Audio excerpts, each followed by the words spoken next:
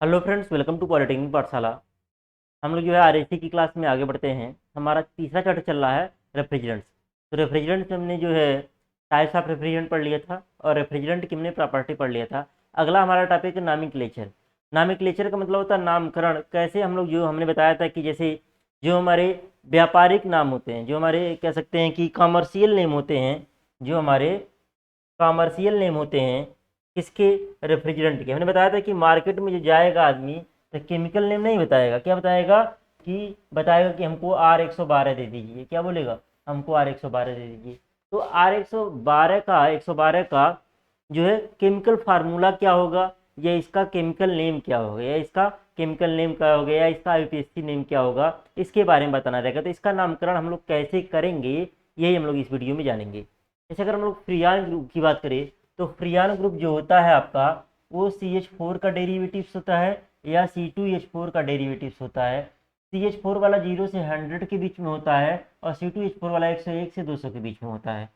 और भी इसके अलावा भी हैं आपका मिक्सचर जो होता है ये 500 सीरीज का होता है और इनऑर्गेनिक जो होता है ये 700 सीरीज। मतलब 500 सीरीज मतलब 512, 510, 508। 700 मतलब ऐसे 735, 739, 740, मतलब 700 से 800 के बीच में इस तरीके से आपका होगा। तो एग्जाम में अगर ये हमारे सिलेबस में है लेकिन किसी भी पॉलिटेक्निक की बुक में ये दिया हुआ नहीं है। पॉलिटेक्निक की बुक में देखेंगे आपका नामिक्लेचर कहीं पे भी देखने को मिलेगा नहीं। तो इसका हम लोग नामकरण कैसे करेंगे, कैसे हम लोग किसी भी का नामकरण हम लोग कैसे करेंगे, तो इसका एक फार्मूला होता है। इसका एक फार्मूला होता है। फार्मूला आपका क्या है? फार्मूला आपका है कि जैसे फ्रियान ग्रुप का R0 से 100 तक का और R101 से 200 तक का फार्मूला आपका है। जनरली अगर एग्जाम में आएगा तो फ्रियान ग्रुप का ही पूछेगा। यहाँ पे फार्मूला RMNP, जैसे R112 लिखा हुआ है तो यहाँ पे पहला डिजिट जो है एम को रिप्रेजेंट करता है, दूसरा डिजिट जो है एन को रिप्रेजेंट करता है और तीसरा डिजिट जो होता है पी को रिप्रेजेंट करता है। जैसे R112 लिखे हम तो पहला डिजिट एम को, दूसरा डिजिट एन को, तीसरा डिजिट पी को। यम क्या है? यम है नंबर ऑफ कार्बन -1, यानी कि C-1 है। एन क्या है? नंबर ऑफ हाइड्रोजन एटम +1, यानी कि H+1 है। क्या है? H+1 है। H+1 हो गया। और पी क्या है? Number of fluorine atom SH, मतलब कि तीसरा जो पी वाला रहेगा SH, उसको फ्लोरीन हम लोग मान लेंगे। तो अगर एग्जाम्पल यहाँ पे है कि R11 का अगर हमको नाम लिखना हो तो R11 का क्या होगा, तो देखिएगा R11 मतलब यहाँ पे दो ही डिजिट है, यहाँ पे दो ही डिजिट है। तो पहला डिजिट 1 मान लेंगे। पहला डिजिट क्या मान लेंगे? 1 मान लेंगे। तो यहाँ पे हो गया यम बराबर हो गया क्या? यम बराबर हो गया C-1। यम बराबर क्या हो जाएगा? C-1। यम बराबर क्या होता है? यम बराबर यहाँ पे 0, यानी कि यम बराबर क्या था? C-1, तो C-1 बराबर 0 हो जाएगा। तो C बराबर आ गया 1।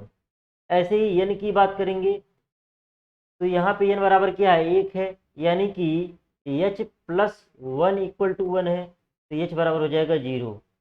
और ऐसे ही फ्लोरीन क्या हो जाएगा? फ्लोरीन सच है जैसे आपका MEnP, P बराबर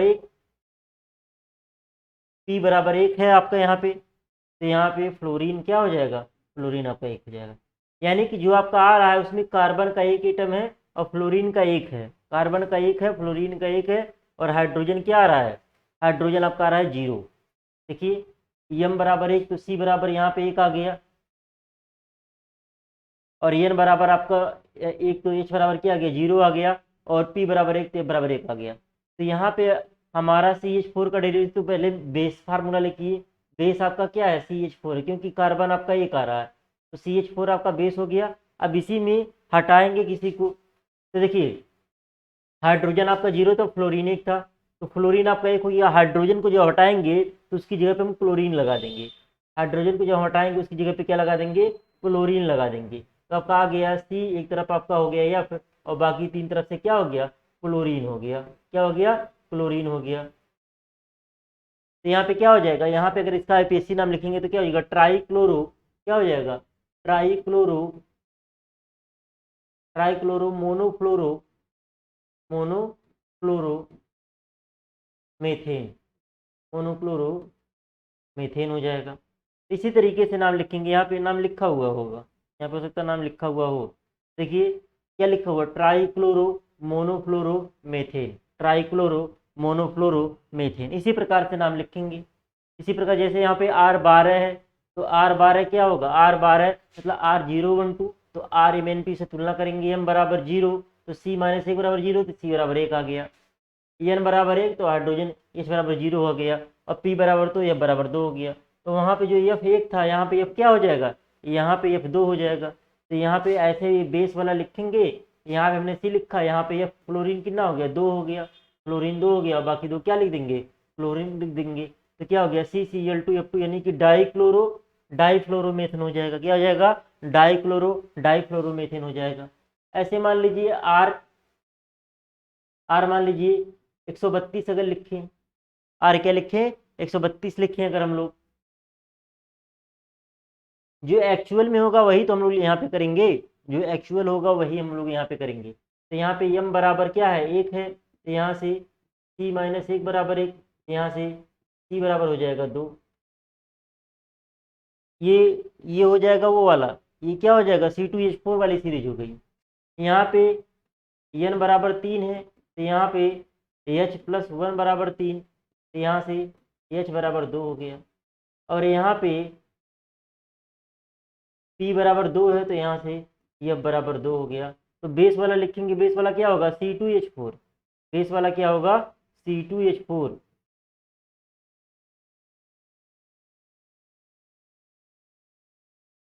ये बेस हो गया, ये बेस हो गया। अब इसमें क्या करेंगे, इसमें आपका हाइड्रोजन के 2 रहेंगे, कार्बन 2 है ही, और 2 क्या हो जाएगा, 2 हो जाएगा फ्लोरीन।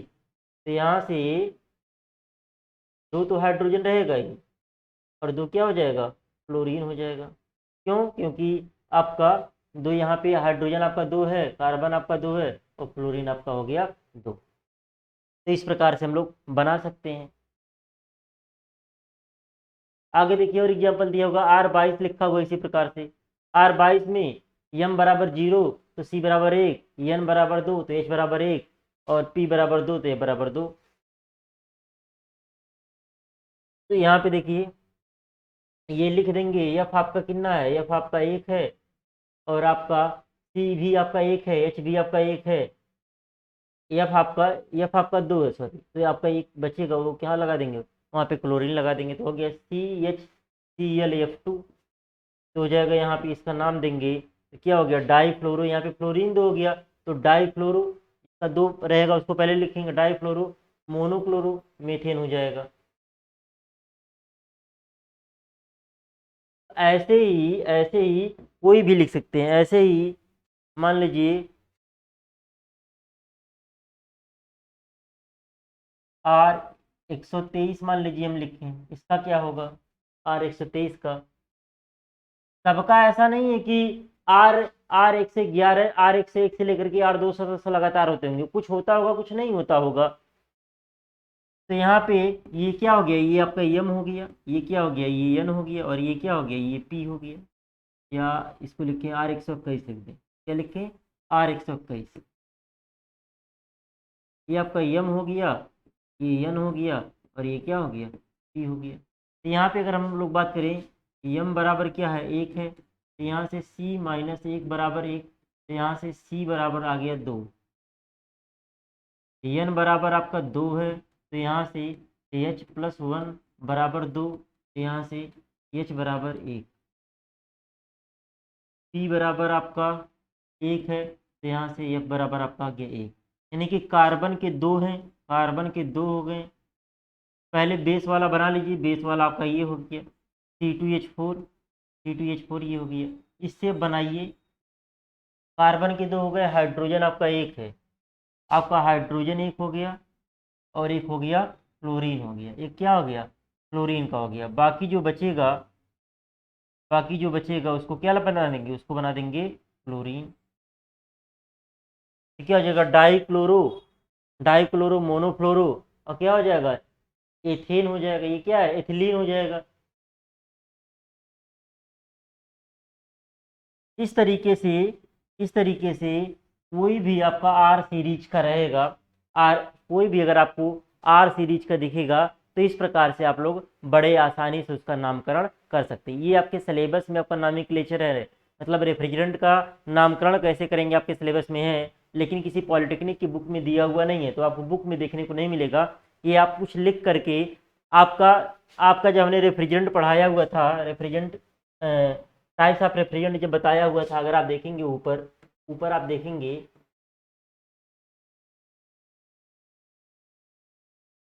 यहाँ पे देखिए, यहाँ पे देखिए, यहाँ पे लिखा हुआ है, यहाँ पे कई सारे हैं, जैसे यहाँ पे आपका है R100 है, R100 है, यहाँ पे R113 है, यहाँ पे R114 है, यहाँ पे R114 है। तो इन सब का नामकरण कैसे करेंगे?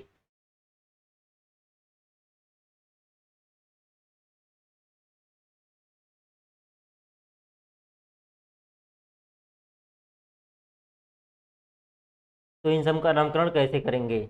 आपका R40 है, R30 है, R22 है, R21 है, R14 है, R13 है, R12 है, R11 है। तो इन सब का यहाँ पे लिखा हुआ भी, फार्मूला भी लिखा हुआ है, इन सब का कम से कम प्रैक्टिस कर लीजिएगा। यहाँ पे ये, यहाँ पे ये है Cl है, जैसे CH2 है और C स्मॉल L2 रहेगा, हर जगह कैपिटल L हो गया है, उसको स्मॉल L कर लीजिएगा अपनी कॉपी में। तो इन सब का कम से कम आप नाम लिख करके, इन सब का नाम लिख करके एक बार प्रैक्टिस कर लेंगे तो आपको बड़े आसानी से याद हो जाएगा। यहाँ पे आपका रेफ्रिजरेंट नंबर लिखा हुआ है। मार्केट में जब जाएगा, जो भी आपका मैकेनिक होगा बोलेगा कि हमको R30 दे दीजिए, तो दुकानदार उसको R30 दे देगा, लेकिन R30 का केमिकल फार्मूला क्या होगा, ये केमिकल नेम क्या होगा, रासायनिक नाम क्या होगा, वो तो न दुकानदार को पता है, न तो उसको पता है जो क्या बोलते हैं मैकेनिक है, लेकिन उसका कोई नाम होगा एक्चुअल में। तो वो नाम कैसे हम लोग लिखेंगे, ये हम लोग जानेंगे। क्यों? क्योंकि आप पढ़ रहे हैं, आप पढ़े लिखे इंजीनियर। मैकेनिक क्या वो सीखा, वो पढ़ा नहीं है RAC, वो RAC की कहीं थियोरेटिकल पढ़ाई नहीं किया मैकेनिक। वो क्या किया, वो प्रैक्टिकल करते करते उसको आ गया है, तो उसको बस काम चलने से मतलब, वो चीज़ों को बनाता है, वो मतलब बिगड़ी हुई चीज़ों को बनाता है, मतलब नई चीज़ें जनरेट नहीं करता वो। लेकिन आप इंजीनियर, आपका काम है नई चीज़ों को याद करना, नई चीज़ों को बनाना भी आपका काम है। आप आगे हायर लेवल पे पढ़ेंगे, बीटेक करेंगे, एमटेक करेंगे, किसी इंडस्ट्री में जाएंगे तो आप चीज़ों को बनाएंगे, न कि पहले से बनी हुई चीज़ों को ठीक करना आपका मेन काम रहेगा। आपका मेन काम रहेगा इंडस्ट्री में जहाँ पे प्रोडक्शन होगा, तो वहाँ पे पहली बार जब बनता है तो पहली बार बनाने का काम आप एक तरीके से करेंगे। तो आपको ये सारे नाम आपको पता होने चाहिए केमिकल ने। तो यहाँ से इन सब सीरीज का जो भी यहाँ पे लिखा हुआ डाटा, इसका आप लोग एक बार जो है नाम लिख करके प्रैक्टिस कर लीजिएगा, तो और आपको आसान लगने लगेगा। अभी एक दो आपके नोट्स में मिल जाएगा, बाकी आप अपने से लिखेंगे, और यहाँ पे फार्मूला भी दिया हुआ है, तो गलती होने की पॉसिबिलिटी बहुत कम होगी। चलिए हम लोग आ जाते हैं अपने टॉपिक पे। हम्म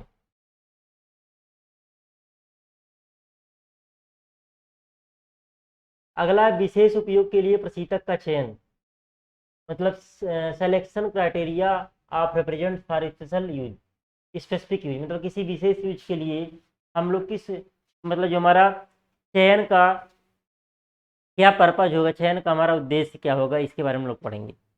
तो किसी विशेष उद्देश्य के लिए रेफ्रिजरेंट के चुनाव करने में उसकी रासायनिक ऊष्मागतिकी, या कह सकते हैं उसकी थर्मोडायनामिक प्रॉपर्टी व सुरक्षा संबंधी गुणों के साथ साथ भौतिक गुणों पर भी विचार करना आवश्यक है। मतलब किसी भी रेफ्रिजरेंट का चुनाव करने के लिए उसकी थर्मोडायनामिक प्रॉपर्टी, उसकी उसकी फिजिकल प्रॉपर्टी के साथ साथ उसका सुरक्षा संबंधी चीज़ों पर ध्यान देना आवश्यक है।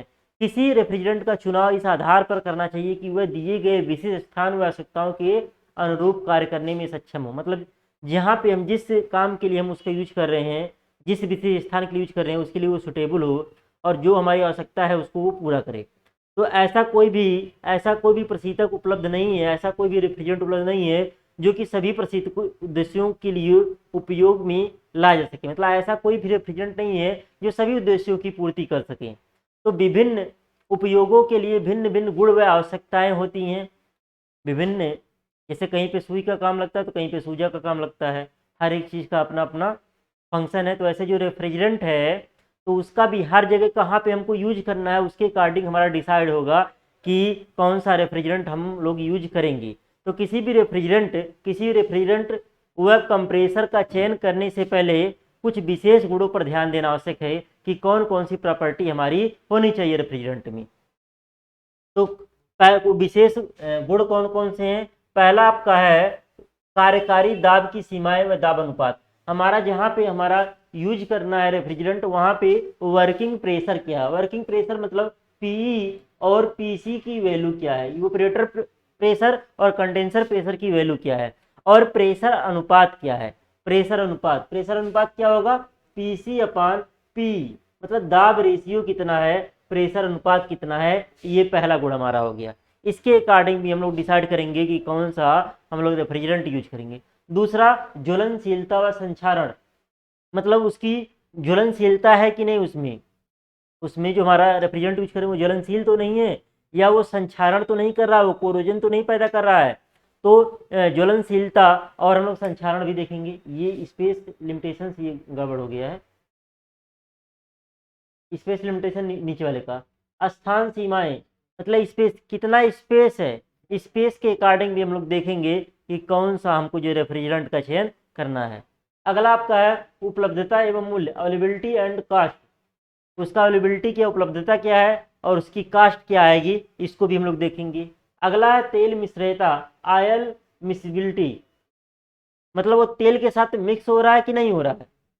अगर तेल के साथ मिक्स भी हो रहा तो हमने बताया था कि वो जो है कंप्रेसर में जाकर के वो अलग हो जाना चाहिए, कंप्रेसर में जाकर के वो अलग हो जाना चाहिए रेफ्रिजरेंट। तो तेल के साथ मिश्रणीय है कि नहीं मिश्रणीय, ये भी हम लोग देखेंगे। अगला है वास्तविक दाब तथा तापक्रम, इवेपोरेटर प्रेशर एंड टेम्परेचर, मतलब इवेपोरेटर में कितना प्रेशर और टेम्परेचर जनरेट हो रहा है, ये भी चीज हम लोग कंसीडर करेंगे सिलेक्शन करते समय। और अगला आपका है प्रारंभिक तथा कार्यकारी लागत, इनिशियल एंड ऑपरेटिंग कास्ट, मतलब जो हम रेफ्रिजरेंट है उसका प्रारंभिक लागत क्या है और उसका ऑपरेटिंग कास्ट क्या है, तो ये कुछ गुण है जो हम लोग देखेंगे। तो ये काफ़ी मतलब आसान कह सकते हैं चैप्टर था। यहाँ से 3 क्वेश्चन मेन रूप से बनते हैं, इस चैप्टर से 3 क्वेश्चन मेन रूप से बनते हैं। आरईसी का सिलेबस बहुत शॉर्ट है, हर चैप्टर से 2-3 क्वेश्चन बनेंगे, वही आपको ध्यान देना है। पहला आपका types of refrigerant,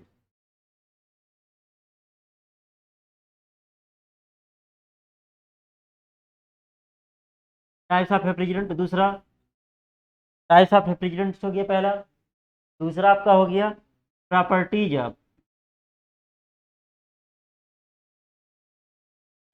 of refrigerants.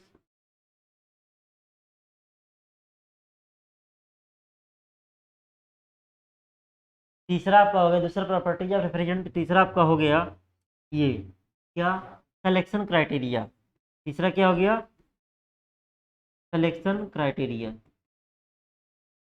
Nomenclature भी आ सकता है लेकिन पॉसिबिलिटी कम है। नॉमेनक्लेचर आप लोग प्रैक्टिस कर लेंगे तो आपको याद रहेगा, फार्मूला याद रखेंगे तो बना लेंगे। विशेष रूप से ये 3 प्रश्न है, इसी 3 में से कम एक प्रश्न आपका आना है। जैसे आपके 8 से 9 चैप्टर आपके हैं तो टोटल 15 क्वेश्चन आएगा पेपर में। 15 क्वेश्चन तो किसी से 1 प्रश्न आएगा, किसी से 2 प्रश्न आएगा। अब मान लीजिए इसी से 2 प्रश्न आए तो इन्हीं तीनों में से कोई 2 प्रश्न आपका एग्जाम में पूछा जा सकता है। एग्जाम में कुल 15 प्रश्न आएंगे जिसमें से आपको 10 करना रहेगा, मतलब टोटल 5 प्रश्न आएंगे, हर एक में 3-3 पार्ट रहेगा, तो 5 या 15, 2-2 करना रहेगा तो 10 करना रहेगा आपका। तो ये चैप्टर आपका समाप्त हो गया। इस चैप्टर का पीडीएफ आपका जो टेलीग्राम ग्रुप है, पॉलिटेक्निक पाठशाला मैकेनिकल इंजीनियरिंग नाम से टेलीग्राम ग्रुप है, उस ग्रुप में इस चैप्टर का पीडीएफ जो है प्रोवाइड कर दिया जाएगा। तो जो भी बच्चे पॉलिटेक्निक पाठशाला से रेगुलर क्लास कर रहे हैं, वहाँ से देख करके खुद से लिख करके एक बार नोट्स बना लीजिए तो आपको काफ़ी ज़्यादा हेल्पफुल रहेगा। अपना नोट्स पढ़ने में काफ़ी ज़्यादा मज़ा आता है। तो मिलते हैं हम लोग नेक्स्ट वीडियो में नए चैप्टर के साथ। तब तक के लिए जय हिंद दोस्तों।